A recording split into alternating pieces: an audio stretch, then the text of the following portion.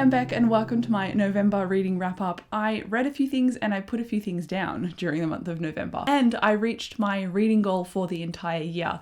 Nice and early, so we're not even into December yet at the time I'm filming this, and I've already read 80 books in 2023, which is really exciting to me. But without further ado, let's get into the books that I started, finished, and maybe also put down during the month of November. The first book I finished, I gave 5 stars because it was a reread, and that is Red, White and Royal Blue by Casey McQuiston. I rewatched the movie again for the second time and I was like, I just need to read about these guys again because I love Alex and Henry. And this book follows a male-male romance between Alex and Henry. Alex is the first son of the President of the United States. The President is his mother and she's trying to run again for Congress, and so he's caught up in her running for Congress and all of the work and the news articles and the journalists that get caught up in that too. While he's navigating this and what his future will be like, he meets Prince Henry again, and Prince Henry is the second son of the royal family, and there is a wedding for Prince Henry's older brother, and at this wedding Alex and Henry, they obviously drink a little bit and things get awry and they stumble and fall into this $70,000 wedding cake and smash it, and then after that Alex's mum is like, now I need to do damage control because you have marred my name to the media and this is a huge story and blowout, way more than it should be, and it's now affecting my campaign. So she and the royal family force Henry and Alex to work together, do all these video appearances, and from that they start talking privately and they build this relationship together, and it's just really beautiful to see their romance happen. I just love these characters.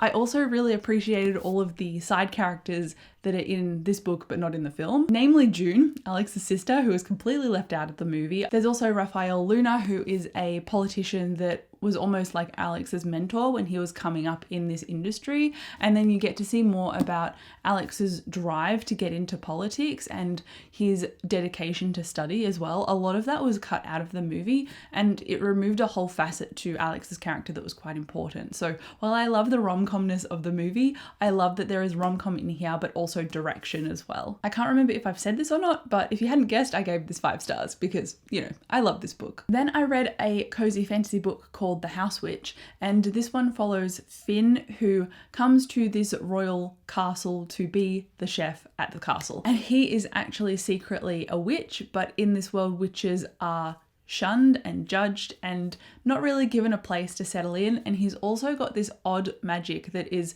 a little bit different to all of the elementals, and that is he builds a home and the people around him and experiencing comfort and safety in this home feed him more power without realizing. It's like the ultimate cozy fantasy power, really. And this book follows Finn's journey essentially because he's the chef for the whole castle but also for the royal family, so he accidentally gets caught up in politics that are beyond his understanding. But I really loved how it was about how lonely Finn was and how he created a safe space for everyone and how that eventually formed a found family. All of those vibes are what I'm 100% here for. There was also the implications of a romance that were in this book too, and it wasn't until like halfway through that it became more of a focus. So it wasn't the main driving force of this book, but it was a subplot that I enjoyed. And initially part of this romance subplot fed into the ending, and I felt quite disappointed, but then I realized that it's not a companion series, it's a direct sequel series. And I was like, oh, okay, I'm not disappointed anymore. There is obvious setup here for book 2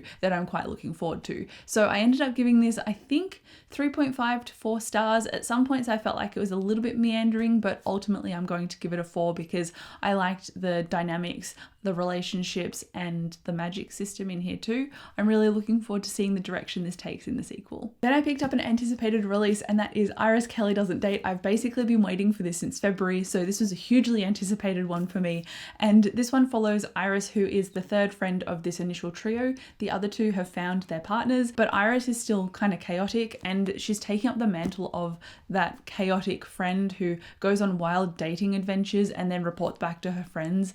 And she's got this reputation now of being that kind of unhinged person, but she just wants someone to see her and take her seriously. Then we've also got Stevie, who is someone who just got out of a 6-year relationship and she hasn't been with anyone outside of this person. So she's trying to figure out how to be herself without being tethered to someone else. She's also got generalized anxiety disorder, and so she's trying to understand and push past that and have people not try and protect her all the time. So Iris and her meet one night and they go home with each other, and then things don't really go to plan. But then when they see each other again in person, it's when Iris is joining this amateur theatre group to kind of get her creative mojo going. So she comes to this amateur theatre group and doesn't realize that Stevie and Stevie's ex and all her friends are the ones that are driving this production. And then when they run into each other, Stevie pretends that they are in a relationship. And so it's about these two fake dating and then becoming more serious and trusting of each other. Ultimately, this was funny and sexy and vulnerable in parts too. It had great discussions between the characters, so they often didn't ignore things and then hold on to them.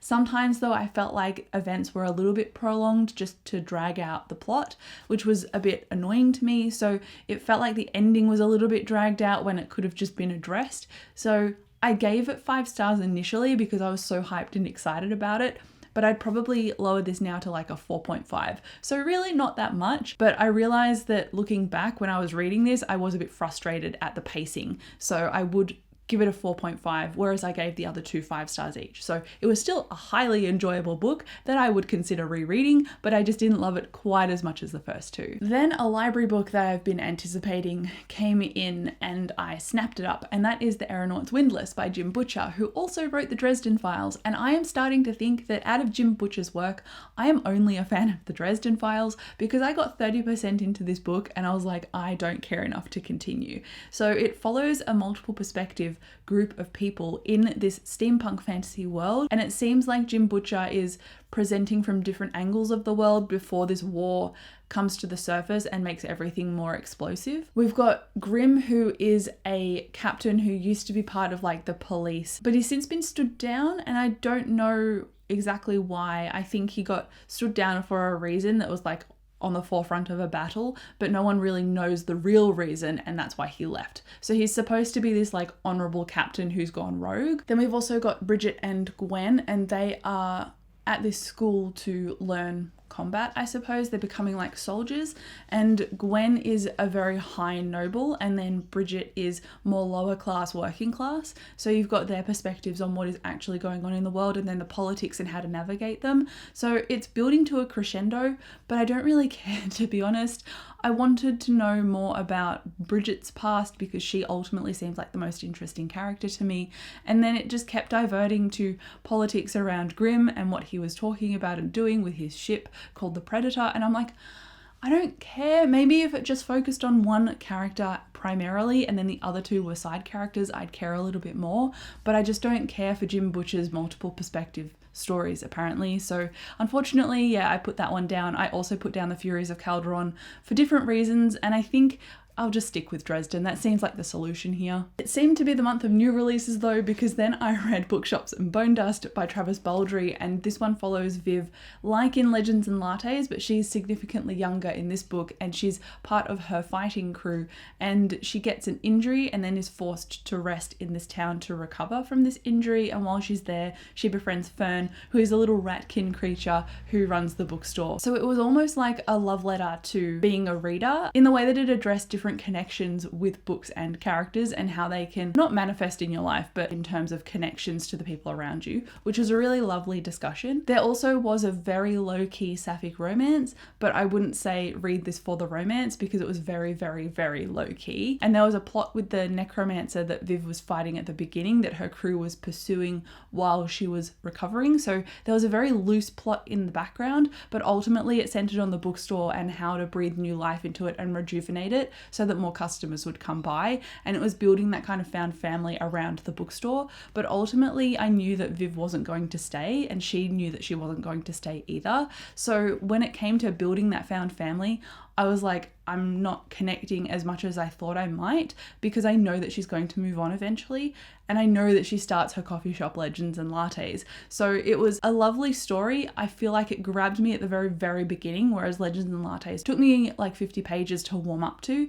This one I was immediately invested, but then after the first 100 pages it kind of lost me a little bit. So it went from like a 4 stars to a 3.5 and then back to a 4 because the ending was really great and I liked how everything tied together. But ultimately I think I just prefer prefer legends and lattes to this one. Then I finally addressed the elephant in the room, the thing that has been looming over me that I've been feeling so guilty about, and that is The Lost War. I finally picked this up again, and while I was vaguely enjoying it, I wasn't loving it, and I got 172 pages into it and I thought, I feel like I could be more motivated if I actually just cut it loose and put it down. And those are sometimes the hardest did not finishes to recognize, because I'm like, I just feel like if I DNF this book, I'm going to be missing out on a decent read. So that's why I ultimately put this down, just because I wasn't as interested as I could have been in it. It did have a decent premise, and I was reading so far into it because I thought maybe something will kick up and hook me even further, but it really wasn't. It was just kind of staying the same to me, and I wanted a bit more from it, so ultimately I also put this one down. But then I read Iron Flame, and I did a full spoiler vlog for this book because I got halfway into it and I'm like, I'm actually really loving this and really motivated by it, and then I ended up giving it 4 stars. So it follows Violet Sorrengail, and she's a scribe, but she gets forced into joining the Writers' Quadrant by her mother, who is also the war general of this war college, and she pushes Violet into trying to become a writer, and ultimately the writers have a very high mortality rate. They either fall from the parapet as they're crossing over to get into the war college and then die from falling off, or they get into the war college and they're killed by the people around them, because it's a competition, also a space for learning, where they all try and become dragon riders, and the dragons have to choose them to bond with them. So after reading and enjoying book 1, I then started and loved book 2. And while I think that there were some weaknesses about the writing style and the dialogue and how events played out, ultimately I don't really mind that much, because I was just so connected to the drive and the characters, and I just enjoyed how the story was unfolding. I'd really say check out my spoiler vlog, because I can't get into talking about what this book actually is about because it's a sequel and I don't want to spoil the first book. So I'll just say that I really enjoyed it. I was surprisingly motivated by it, and I ended up giving it 4 stars. And that's really all of the stuff that I have either read or put down during the month of November. I am currently reading a few things, so I thought I would flag those. One of them is The Barefoot Investor, which I've got like 2 hours left of the audiobook, and I just didn't get it into this wrap up, but anyway, it is a finance self-help book. I'm probably the last person on earth to read this book because it was at the height of, I don't know, the charts in Australia like a few years ago, but it's a really like dumbed down version of how to approach your finances, how to break things down so that you save for exactly what you want to save. And I was like, I'm a good saver. I don't know what this is going to contribute to my life, but it's actually broken things down a little bit further than I initially had things, so I can approach my savings goals with a little bit more of a plan, and at least it's been useful, to be honest. I'm almost at the end, so I feel like I can give a pretty solid review of it already. I have definitely applied some of the things that he's talked about in his book to my paycheck. So it was definitely a book that helped me, and so it felt very easy to understand because it really brought everything down to a layman's level rather than talking in like high finance lingo that I just did not understand. So I liked it. I'm not going to rate it because I don't feel like it needs a rating because it's self-help and finance, but it was a good book. And then I got a library book that I was not expecting for several weeks, but there was a gap and it was like, skip the line, have this for 14 days and then return it. So now I am stressfully reading the Atlas 6 again. Not stressfully, that is a lie. I'm enjoying my read and I'm getting through it quite quickly. So I'm aiming to reread this and then hopefully the Atlas Paradox before January so that I will be refreshed for the Atlas Complex, which is the 3rd book in this trilogy coming out at the end of January. So that is really why I put these on hold. I didn't think they'd coming back in time, so I'm quite surprised. This one is a dark academia story following 6 characters who have magic, and they are accepted or offered to come to this university where they have access to the Great Alexandria's library archives. So it's quite a coveted position, and on the front it says knowledge is carnage. None of these characters are necessarily all good and none of them are all bad, but they're quite morally questionable. So you see them interacting and learning and applying their academia, and there is a lot of character interplay and tension that builds up from that. And I've just forgotten so much about the interdynamics of these characters, so the fact that I'm doing a reread I think is really going to help me when I go into the 3rd book. And then you're going to be proud of me because I talk about this book almost every to be read video, and it is The Justice of Kings. I have read 54 pages of this book and so far I'm enjoying it, but the way that it's written is from a reflective perspective, and so it makes you feel removed from the events of the story. It feels like it's explaining explaining what's going on and it's less rooted in the moment. So I think that's partly alienating me, but I'm going to give it to over 100 pages to see if I can click with it, because it's only just set up certain elements of the story and we're over 50 pages now. So I think I need to give it a little bit of time before I decide to permanently DNF it. So I really hope that I end up picking up with this book and that I really enjoy it. But yeah, I'm a bit skeptical. So cross your fingers, I hope that I can do it. So there you go, that is it for my November wrap up. I am going to be doing Vlogmas, so you're probably going to see some of the books that I talk about in those daily vlogs leading up to Christmas in December. So I guess I'm going to see you in those vlogs, but let me know if you have read any of these. Go and check out my December reading plans. I'll talk to you in the comments and I'll see you in my next video. Bye.